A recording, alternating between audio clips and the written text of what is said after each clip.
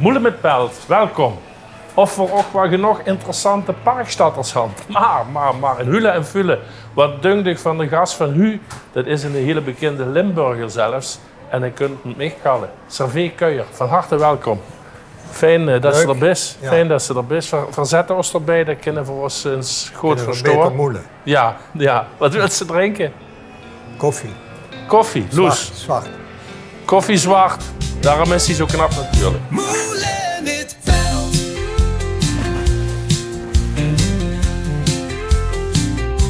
Moelen met Pelt.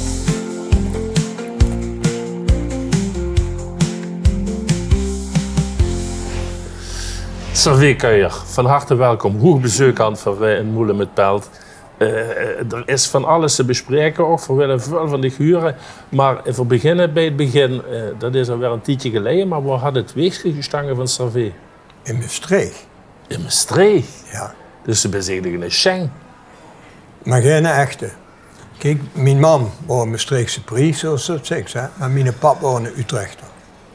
Dus voor de oorlog hebben die elkaar getroffen op het Onze Lieve Vrouwenplein. En in 46 ben ik geboren. Oké. In Maastricht, Ja. tot 52. Ja, want aan die dialect is het niet te huren eigenlijk. Als ik een oor met een echte Maastrichteneer praat, dan gaat het tegen aan doet. Oké. Ja, maar het is een papiamento. Ja, dat is een beetje de regie. Ja, nogal. Ik ben niet Durgé, maar wel de taal. De proto-Limburger. Ja, als je kijkt, Maastricht, Brunsum, Venlo, Nijmegen even qua studie, Heerlen, Geleen. Ja, dan ben je wel een Limburger, ja. Ja. Wie oud best in Maastricht geweest? Ben je nog op school gegaan? Of? Ik heb dan nog een paar maanden in de eerste klas gezeten, zoals ze toen heette. Ja. Legere school. Legere school. Toen gingen we naar Brunsum. Oké. En daar gingen we wonen, eerst op de Haansberg, toen in Bodemplein.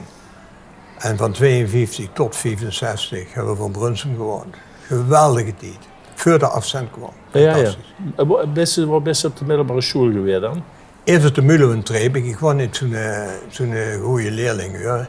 De hoofd van de school, op de lagere school, zei tegen mijn moeder: als er het eenmaal werd, dan vergeet er het niet meer. Dan hebben ze zo ongeveer de definitie van.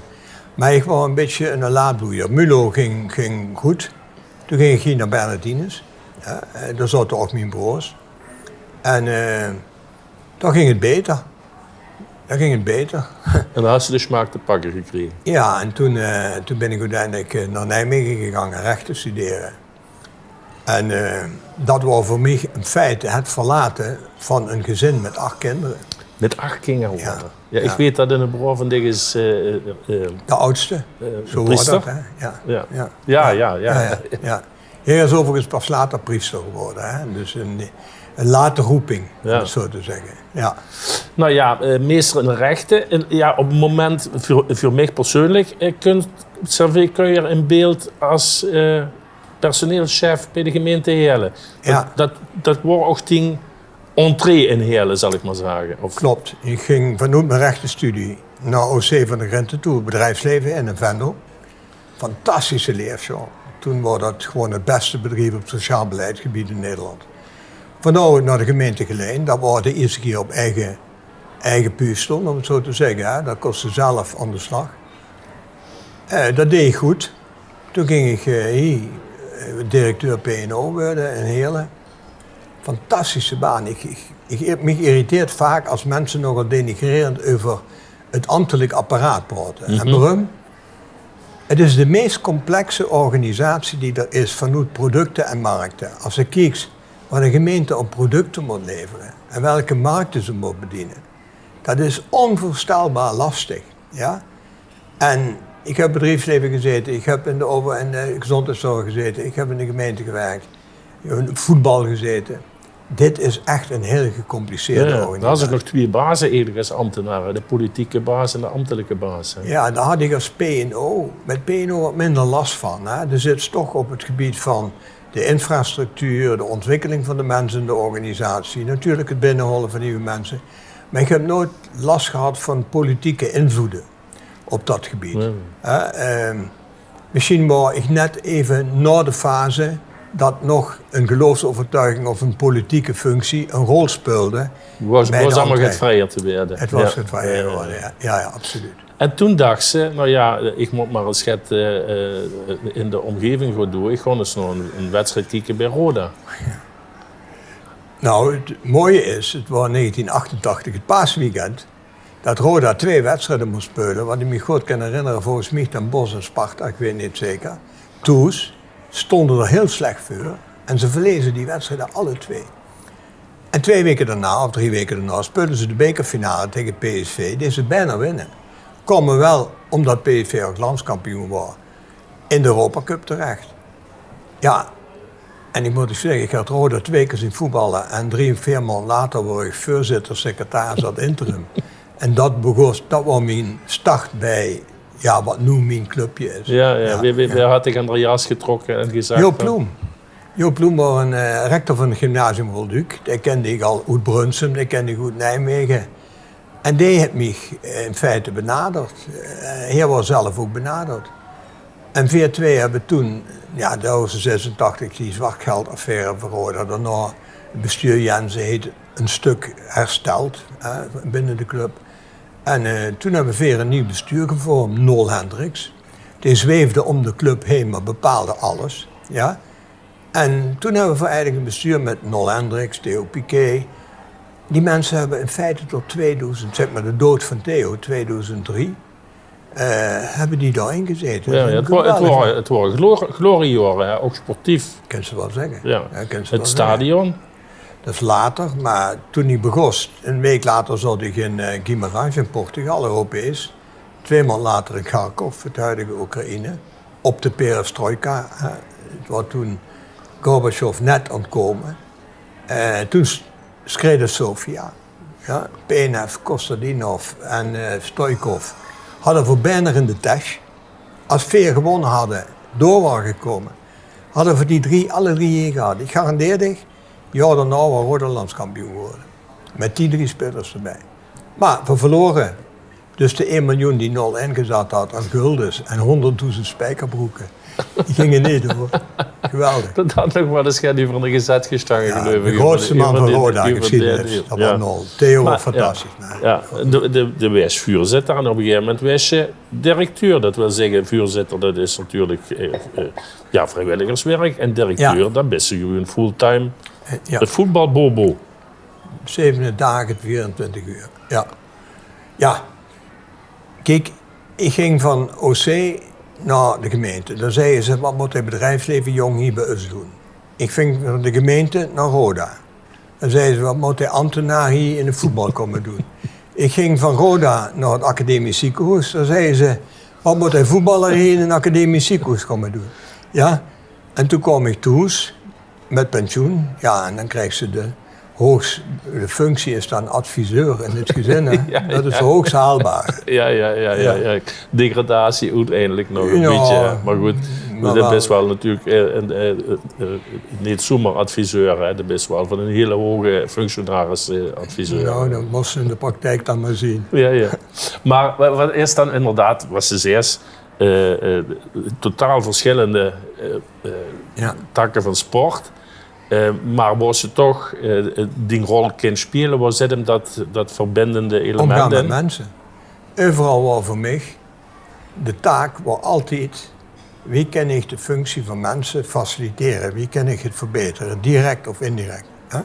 Kijk, in voetbal hebben ze degene die het meeste invloed heeft, is de trainer. Maar daarachter kan ze heel veel betekenen. En naar een trainer toe. Dat is minder in de spotlights, maar heerlijk om te werken. Dat is heerlijk om te werken. En ik heb dat altijd prachtig gevonden. Hè? Ik ging in een academisch ziekenhuis, dan zit ze op een gegeven moment, dan komt ze binnen, 4000 nu. Gewoon een portefeuille, daar zat alleen 300 miljoen personeelsbudget. Die kwam van de 6 miljoen van Roda af. Ja? Dus wat ik toch een onderuitputting had, dat was een veelvoud van wat ik bij Roda een heel jaar. Het was, overigens, dat was wel de meest fantastische organisatie om te werken vanwege die ontwikkelingen in die gezondheidszorg. De kwaliteit van de mensen die ze met elkaar omgaan. Ik heb ongelooflijk veel respect voor verpleegkundigen en artsen in die gezondheidszorg. En dat is alleen maar toegenomen als ik kijk naar de huidige ontwikkeling. Ja. Maar nog even, misschien Roda. even terug naar de voetballerij. Want dat is natuurlijk ook in die zin heel erg verschillend. Dat opportunisme hè, van die voetballerij. Ja. Ik bedoel, de best zo groot wie de laatste wedstrijd. En dat verschijnsel, het is geen steady werkomgeving. Nee. Is immer paniek of wie zie ik dat? Nou, kijk, mijn rol was wel vanuit een visie werken, steady, gewoon gestructureerd werken, de lijn vasthouden. Maar de huisgebieter, er gebeurden gewoon dingen. Waarvan ze zegt van ja, die is 's morgens aan het werk en dan heb ik 's avonds toe en ik hoe ben ik nu vandaag mee bezig geweest. Want die club is eigendom van de omgeving. Ja? En zo'n Roda toen, dat waren de 24 voetballers, een jeugdopleiding. En er was een paar mensen die werkten in die club. Ja? En dat is nu veel meer uitgebreid, professioneler. Maar veel waren echt mensen die heel dicht bij elkaar stonden. We kwamen bij Dick in het café, of het nu Noor was, of het nu Theo was, het bestuur. We kwamen uit de omgeving. Voetballers die hier kwamen voetballen, moesten binnen 10 kilometer wonen. Als ze verloren hebben, dan geeft ze godverdomme een hele achterstraat op. Ja. En niet alleen als ze gewonnen hebben. Weet je? En dat huurde. Kijk, ik kwam in Brunsum, mijn omgeving waren mijnwerkers. Verhouden het tuiken in de brievenbus. Ja? Ja. Mijn wereld was gewoon een wereld van straatjongen zien. Maar heerlijk leven.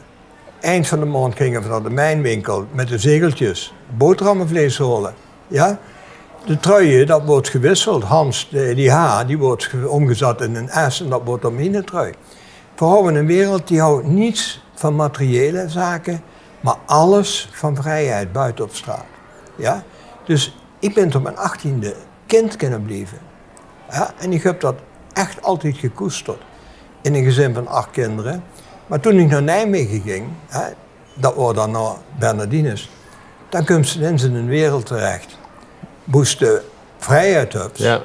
Maar daar heb je gelukkig van toezoet een stuk gebondenheid metgekregen. Dat zien, ja, wat is redelijk en billig? Wie geeft ze met elkaar om? In ons gezin wat te sterk gericht naar boete. Wat denken de lui wel van ons? Let erop, weet ze dat? Mijn pap had een wat militaristische achtergrond.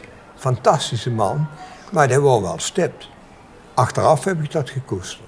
We zijn toe aan een muzikaal intermezzo. Ja.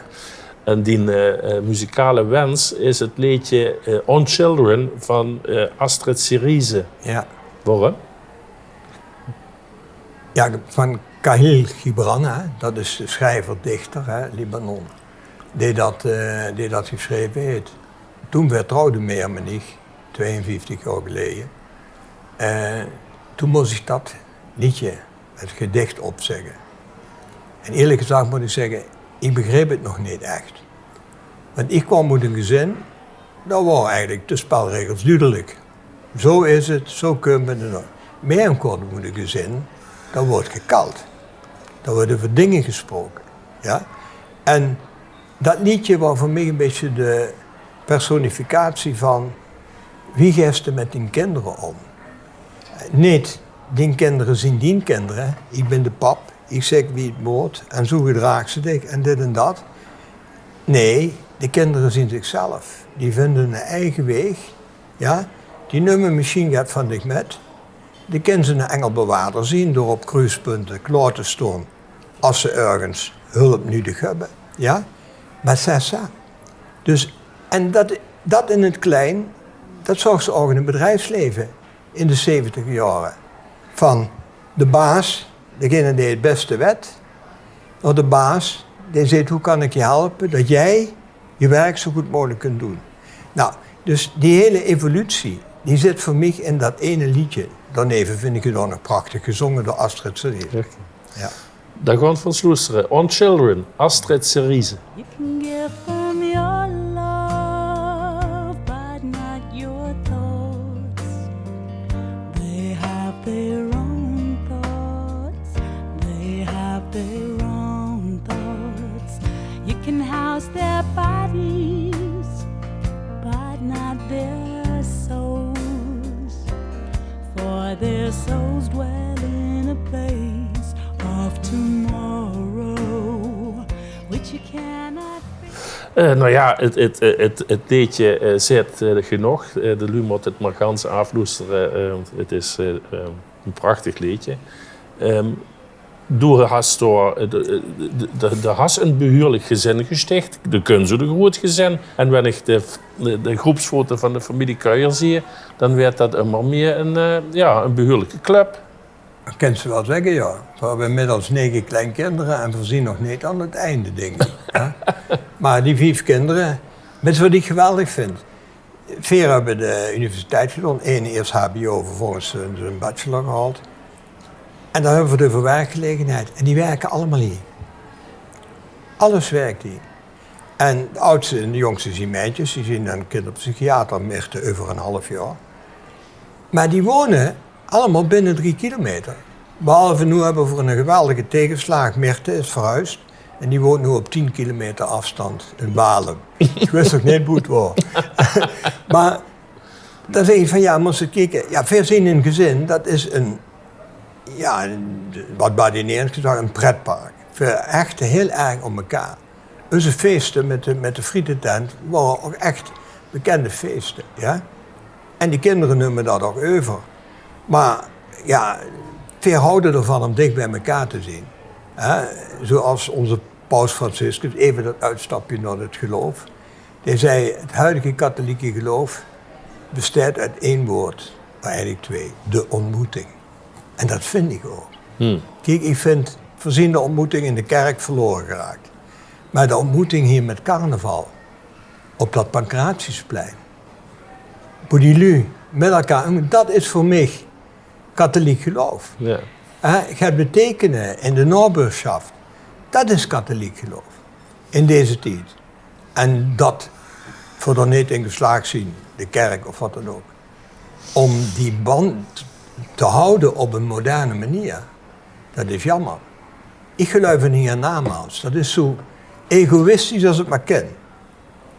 Want zolang ik erin geloof, is er voor mij geen naget. En als er niks is, maak ik het gaan niet met. Ja? Dus, ja. Ja. Savé, nog even terug naar dat Roda, want dat kroeg natuurlijk toch ook wel een hele vervelende wending met die fusie. Hè? Dat is zich niet in de kou kleier gezet, denk ik, dat Ludig van alles toewenschte. Ja. En wie had ze dat verwerkt? Ja, dat was niet leuk. Dat wil je duidelijk zien. Kijk, Theo, Arnold en ik hadden gewoon het beeld van, we willen hier dat topvoetbal houden. We houden het met gemak. Even Brunsum kwam, de Burger net landskampioen. Rapid landskampioen. Top amateurclubs in deze omgeving. In onze cup zou het gewoon, we willen subtop spelen. Dat was onze ambitie. En nou, daar streef ze na. Theo heeft het 2 keer geprobeerd met Arnold. Ik heb het ook 2 keer geprobeerd in totaal. Nou, het is niet gelukt. Klaar. Op dat moment dat het afloopt, ja, dat is een beetje naïef als ze niet weet dat ik dat onder prie gaat. Dat komt dichtbij dich. Overigens, het echte gevaar kwam niet van supporters. Dat kwam uit een ganz andere hoek, maar dat had ik hier even moeten beschouwen. Dat wist ik ook pas later. Dat wordt mij door de politie, door de burgemeesters en de officier van justitie toen niet verteld. Maar ik begreep heel goed dat voor een hele groep supporters die eigen club, die eigen identiteit ongelooflijk belangrijk is. Kijk, de grote kracht van Limburg is, we hebben 115 dialecten, waarvan 56 geregistreerde.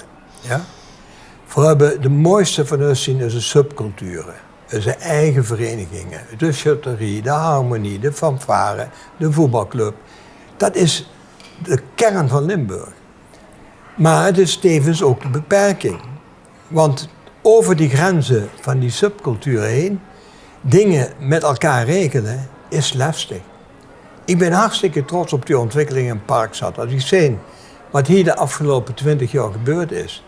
Wat hier aan mogelijkheden zien. Vroeger was ze de parade nationaliteit en Brunsum. Maar als je nu kijkt wat hier allemaal in Parkstad gebeurt. Wat hier in Heerlen gebeurt. Dat is gewoon fantastisch. Ja? En geweldige scholen, geweldige schouwburg, geweldige sportverenigingen. En we zitten nog steeds aan te klooien tegen die oudheid van Heerlen. Ja, potverdikkie, dan moeten ze de ogen openen en kijken wat er gebeurt. Terug naar Roda. Ik kon vrij snel plaatsen wat het betekende voor die mensen. Ik kon vrij snel plaatsen dat het een effect heeft. Kijk, zolang het ikzelf betreft en ik was alleen geweest, was ik nooit uitgestapt. Maar op het moment dat het dicht bij die belangrijkste clubje komt, een eigen familie, dan gaan er andere dingen spelen. En overigens is het uitstappen op dat moment ook een vorm van bevrijding. Ja, het was vlak voor Kerstmis. Ik wilde absoluut voor Kerstmis, wilde ik die streep gezet hebben. Nou, dat is ook gebeurd.